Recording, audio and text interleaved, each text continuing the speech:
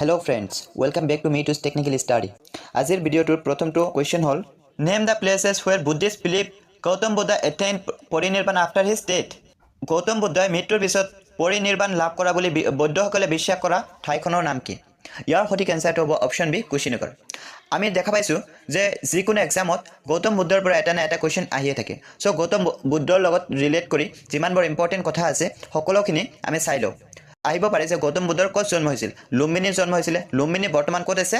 নেপালত আছে। আৰু গৌতম বুদ্ধৰ ৰিয়েল নামটো আছিল সিদ্ধাৰ্থ গৌতমা। আৰু কিমান বছৰ বয়সত হি বৌদ্ধিক জ্ঞান লাভ কৰিছিল? 35 বছৰ বয়সত হি বৌদ্ধিক জ্ঞান লাভ কৰিছিল। আৰু হি যেটো গছৰ তলত বহি বৌদ্ধিক জ্ঞান লাভ কৰিছিল সেই গছজোপাৰ নাম আছিল পিপল ট্ৰী। ওকে, তেওঁৰ দেউতাকৰ নাম আছিল শুদ্ধোধন, মাকৰ নাম আছিল মায়া, এণ্ড ফাৰ্ষ্ট চাৰ্মন দিছিলে সাৰনাথত। এইখিনি আপুনি জানিব লাগিব। পৰৱৰ্তী কুৱেশ্যনলৈ আগবাঢ়ো। Who was the court poet of Samudragupta? Samudraguptar ৰাজসভাৰ সভাকবি কোন আছিল?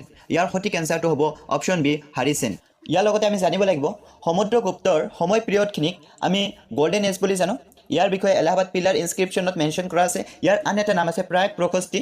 ওকে, আৰু হি ৰুল কৰিছিলে 335 to 375 CE। পৰৱৰ্তী কুৱেশ্যনটো হ'ল in 1923 by whom was the Swaraj party founded? 1923 চনত কোনে স্বৰাজ দল গঠন কৰিছিল? ইয়াৰ সঠিক এনসাৰটো হ'ব option A Motilal Nehru and CR Das. ইয়াৰ বিষয়ে অলৰেডি মই ফাৰ্ষ্ট পাৰ্টত ডিটেইল এক্সপ্লেইন কৰিছোঁ। তোমালোকে যদি এতিয়ালৈকে সেই পাৰ্টটো চোৱা নাই চাই ল'বা। ইয়াৰ পৰৱৰ্তী কুৱেশ্যনটো হ'ল Rabindranath Tagore renounced his knighthood in protest against the? Rabindranath ঠাকুৰে কিহৰ প্ৰতিবাদত নাইটহুড উপাধি নাকচ কৰিছিল? ইয়াৰ সঠিক এনসাৰটো হ'ব অপচন বি জালিয়ানৱালাবাগৰ হত্যাকাণ্ড।